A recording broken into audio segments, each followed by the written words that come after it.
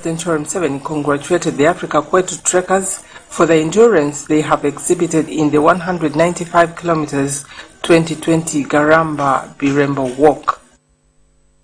The trekkers were about to embark on the 14-kilometer journey from Kasambia camp in Kakumiro district to Birembo in Chivale district, Bunyoro sub-region. I congratulate you for covering most of the distance.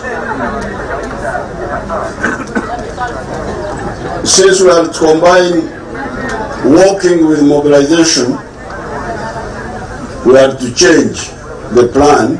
Instead of just walking, we cannot walk and pass by the people and we say that we are walking. So we are only walking symbolically in some few sections. Like we walked from Garamba to Jomba. That was 20 point something kilometers. Then we drove to Bukatira, and then walked from Bukatira to Kirema.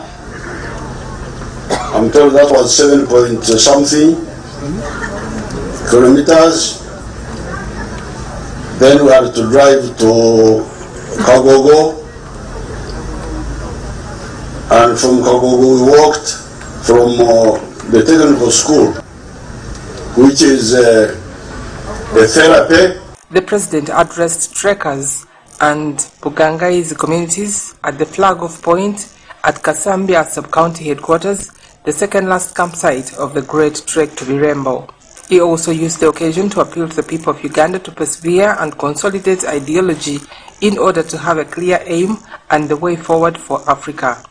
He, however, emphasized that one must have discipline to fight for ideology. He warned the trekkers against living unscrupulous lifestyles like alcohol consumption, among others. He thanked Bugangai's MP County, Honorable Kasirivo Atwoki, for mobilizing the people of the area to join the trekkers on the final leg to Birembo campsite. He called for the establishment of health tourism sites in Bukomero, Kanzida, Ndiraweru and Butorogo hilltops, as well as in Kanyogoga purposely for walking exercise in order to help them get rid of unnecessary body fats. Fortunately, this is not very difficult. It is not hilly. Because this walking really is good for health. Yes. When you sit in those offices of ours, you die slowly. The muscles are not working, the what? You think you are clever, but actually you are not clever. So I want to encourage the culture of physical. Yes, it is to remember, it is to mobilize, and you have seen how we have linked up, especially myself, to link up with those widows of mine. And I will come back and meet them, the widow of Setuba, the widow of Chisitu, the widow of Reverend Wamara, all those widows who find me in the way, and they were there. Along the 14-kilometer trek from Kasambia campsite, the president stopped at Chirundi Birembo Trading Center, Chibwijana and Birembo to interact with Wananchi. UBC TV, Harriet Nambi.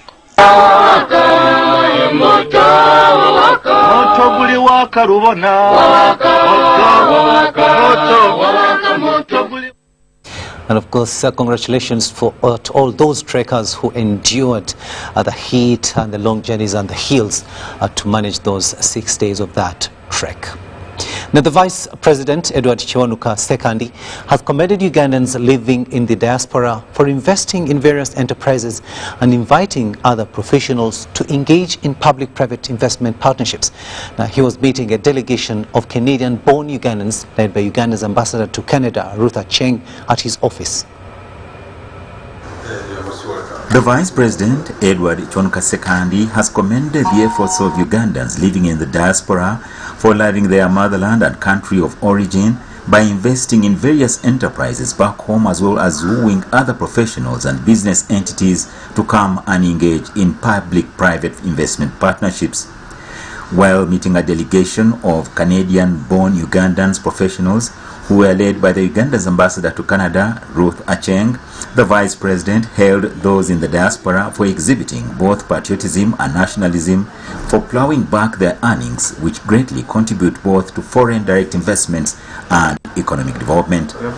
The Vice President hailed Ambassador Ruth Acheng for visiting a number of wineries in Canada and copying their expertise, which is now using to start SMEs for women across the country to start own wineries and boost their welfare.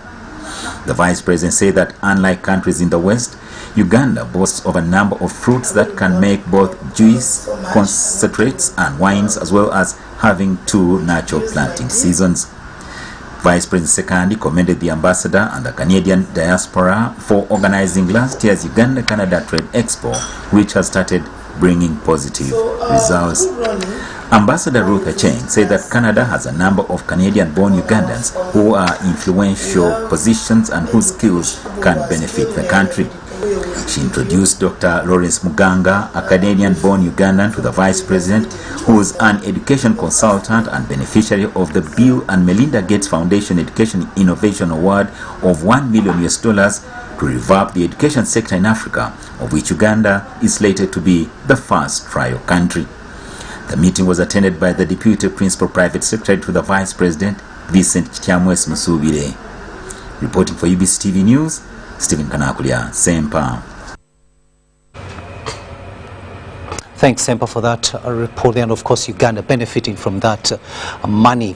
Now, the Democratic Party is to launch a no-violence campaign to preach peace ahead of the 2021 general elections. The party President General Norbert Mao says analysts have predicted violent acts during the election period, and it's upon political parties to sensitize Ugandans not to engage in violence. As DP, we are going to launch a no-violence campaign. All of us can be violent. There is no creature in the world that God did not equip with means of self-defense. Others have horns to pierce their enemies. Others have sharp claws. Others have teeth. Others have poison. Others, God gave them speed to take off and flee from their enemies. So none of us is helpless. We will all perish if everybody becomes violent.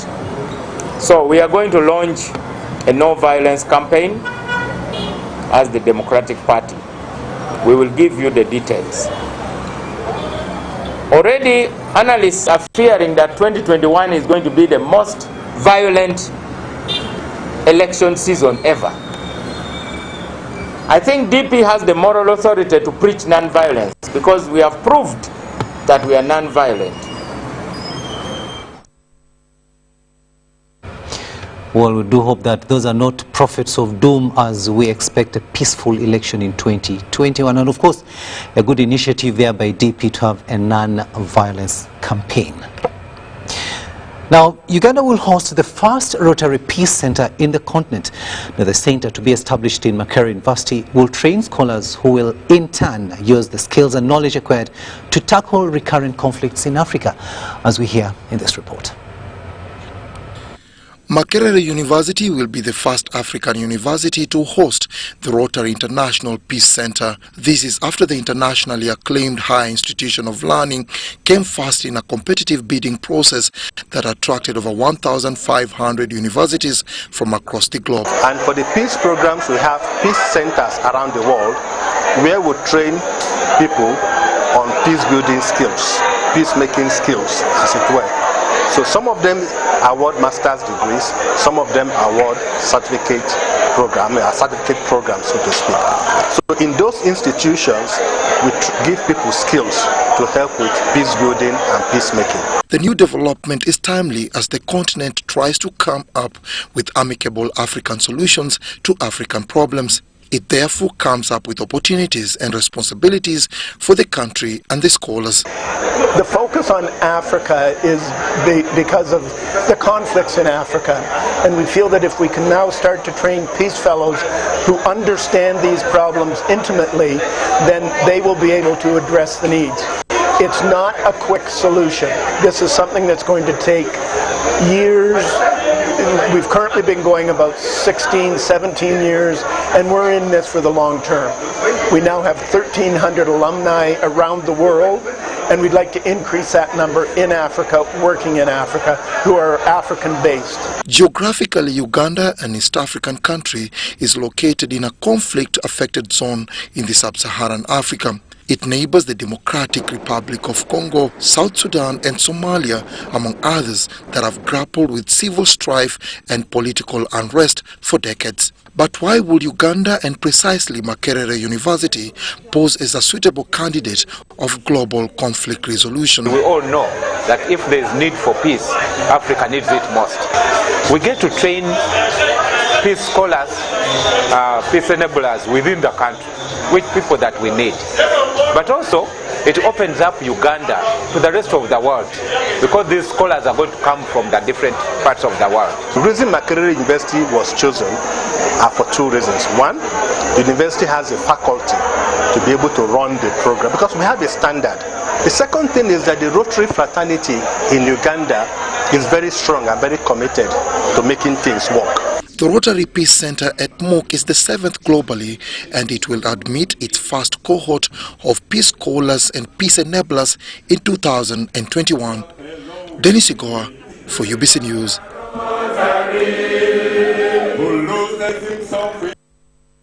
From Makerere, let's go to Hoima, where police in Hoima is holding a 46-year pastor who assaulted an 85-year-old woman, Catalina Nyangoma, a resident of Kiona village in Kichwamba ward. Apostle Emmanuel Kiza, the head pastor at United Miracle Church, Kiriatete in Hoima municipality, was arrested by police on allegations of assault. Julius Alan Hakiza, the Albertine Region Police spokesperson, says that Pastor Kiza was in the company of some police officers on Monday, went illegally and evicted Nyangoma and her grandchildren from a contested piece of land. Apostle Kiza is said to have used fake court eviction order to evict Nyangoma and even ended up injuring her rib and left leg. Nyangoma is currently hospitalized at ABC Medical Center in Kiriatete, Hoima town, and her case is before Masindi High Court.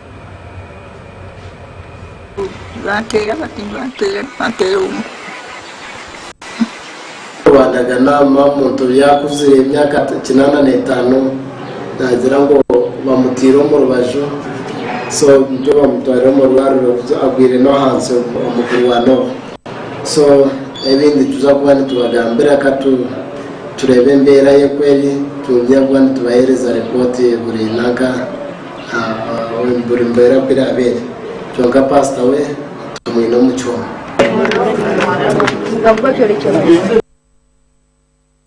Sad story there for a pastor to assault an 85-year-old woman. We'll now take a short break. We'll return with much more. Stay with us.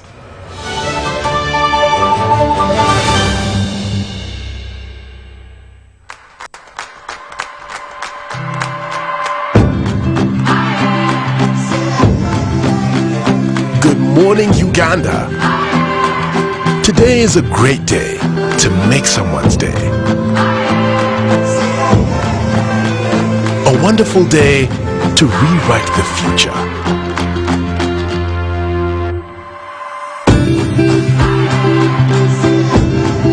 Today is a beautiful day to light up their world.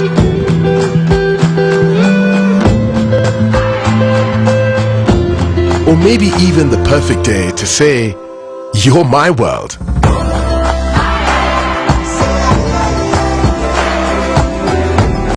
A marvelous day to make a brand new start.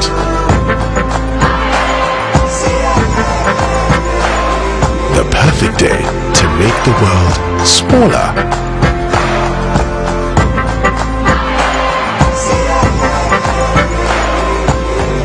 Uganda, today isn't just another day. Today is your day.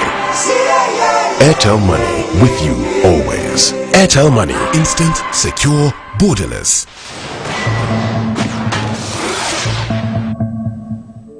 Hi, I'm DJ Drogba. On average, almost 250,000 people die on the road in Africa each year. As a proud African, this breaks my heart knowing that so many deaths could have been avoided. So when you're on the roads, follow these safe steps and help save lives. Drivers and pedestrians share the same responsibility of keeping themselves and others safe. Your eyes and ears are your best safety tools. Avoid using electronic devices that distract your attention. Stay on sidewalks. If there is no footpath, walk on the edge of the road facing oncoming traffic. At a road crossing, stop, look both ways, listen, and then cross. And please, never play in or near roads. So when you're on the roads, follow these safe steps and help save lives. We all have a role to play in road safety. Together, let's make Africa's road safer. This festive season, enjoy great value from Airtel with the all-new My Pakalast combo offers. Yes! We have customized especially for you the best deals on minutes, data and SMS with our 3-in-1 My Pakalast combo to give you the best value as you stay in touch with friends and family this season. To activate My Pakalast voice combo, dial *100*2*1# to get started. Airtel, the smartphone network.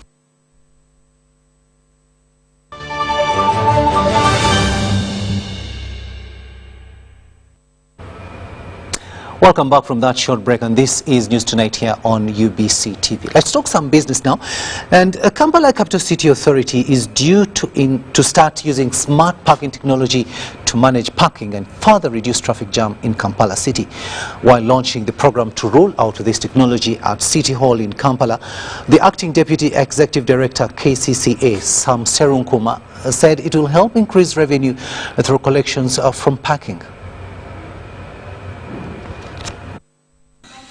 Parking slots in Kampala are limited given the small space, increasing number of vehicles and population. The persistent traffic jam is being attributed to vehicles that spend time on the roads looking for parking slots. While carrying out a feasibility study on smart parking in Kampala, World Smart and Sustainable Cities WIGO from Korea discovered that street parking is a problem in Kampala.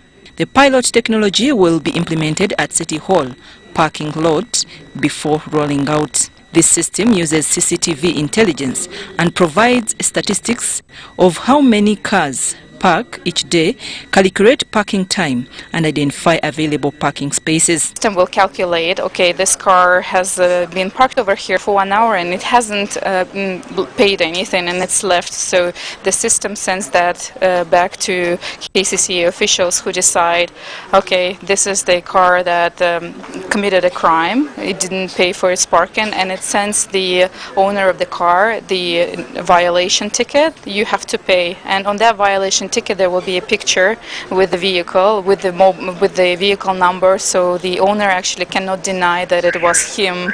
After the pilot, WIGO plan to propose a short-term scaling project which focuses on on-street parking. Currently, street parking is managed by Multiplex.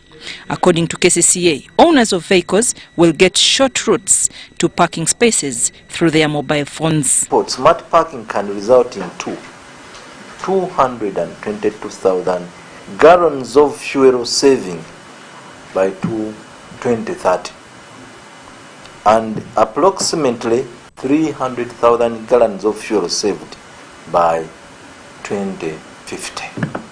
A World Bank report shows that Uganda loses 2.8 trillion shillings at peak hour in Kampala traffic jam. I'm Nafka Farida and Gloria Gwitabinji reporting in Kampala. Gloria and Farida, thank you so much for that report there, and we do hope that KCCA will get some revenue from that smart parking. Now, news just in is that Chadondo East Member of Parliament, Robert Chagulanyi, is to reschedule his countrywide consultation meetings. Now, this follows a meeting between the Electoral Commission, the police and People Power held today at the Electoral Commission headquarters in Kampala. The police have for the last 3 days blocked people power consultations in Kampala, Gulu and Kitgum, although the electoral body cleared Chagulanyi to consult. Now the legislators sought for an explanation why police cancelled all his meetings despite having been cleared before. Kampala Metropolitan Police spokesperson Patrick Onyango said police and people power have agreed on a number of guidelines. There was heavy deployment around the Electoral Commission headquarters during the meeting.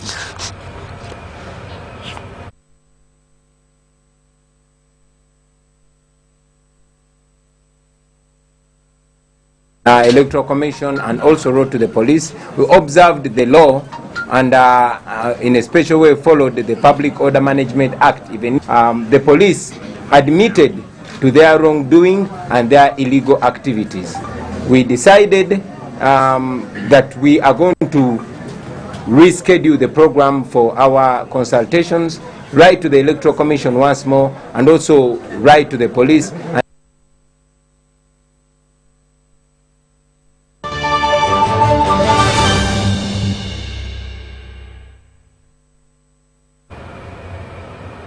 Now let's have a look at what's happening elsewhere in the world, and we go to Turkey, where a Turkish President Recep Tayyip Erdogan and his Russian counterpart Vladimir Putin have called for a ceasefire to end the conflict in Libya.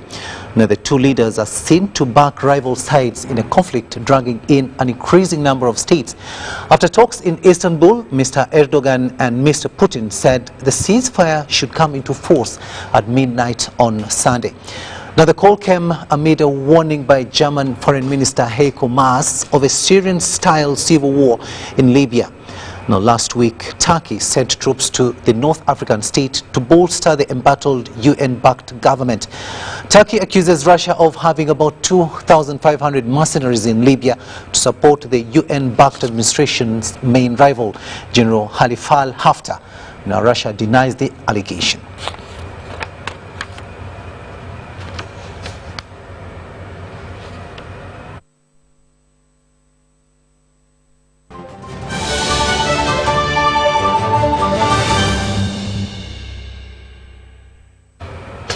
Sports news now, and we look at mainly women football, and 2020 looks to be a busy year for women football. The national under-17 women team faces Ethiopia in their World Cup qualifier game, while the under-20 women team has equally entered residential camp. Gabo Amon reports. Ethiopian women under-17 team are in the country ahead of the Saturday encounter with Uganda at the StarTimes Stadium in Lugogo. The Ethiopian team arrived at 1 p.m. local time aboard Ethiopian Airways. The two teams will battle in the first leg of the under-17 World Cup qualifier. So we have 25 delegations for this match, and we are ready for the match, and we arrived here by this time.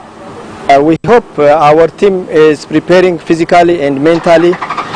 More than 11 days in Addis, in one hotel, and they are preparing for this match. Their counterparts from Uganda have had a week's residential camp at the Njeru Technical Center, preparing for the game and currently train at the StarTimes Stadium in Mogogo. So far our training is so good. As players, we are focused and motivated. On Saturday's game, we need victory. On behalf of my team, so far, we shall win that game. Uganda won the inaugural Under-17 Sekafa Women Championship and equally triumphed at the COSAFA Games, where they had been invited as guest team in Mauritius. Meanwhile, the national Under-20 women's football team arrived safely at Njeru Technical Center to prepare for the Under-20 Women World Cup qualifier first leg match against Tanzania on the 18th January 2020 away in Dar es Salaam. We are starting training today, camp. And we are waiting for, we only have two girls who have not reported yet, one from Barala and the other one from Iganga. Sorry, we are waiting for them, and we expect them to join us by today evening or tomorrow morning. We are ready for the camp. The girls are in good shape, the attitude is good, so pray for us. 30 players were summoned in camp, including those featuring for the Under-17 women team. The team is led by Olive Mbekeka as the head coach, assisted by former Crested Cranes captain Christine Wanyama. This will be the second time Uganda is taking part in the FIFA Under-20 Women World Cup qualifiers.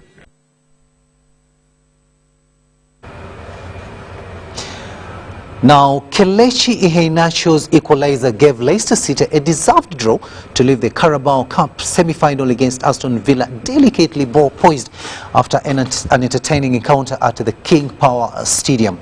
Substitute Iheanacho finished emphatically from Jamie Vardy's pass with 16 minutes left to give the Foxes the reward their incessant second half of pressure given.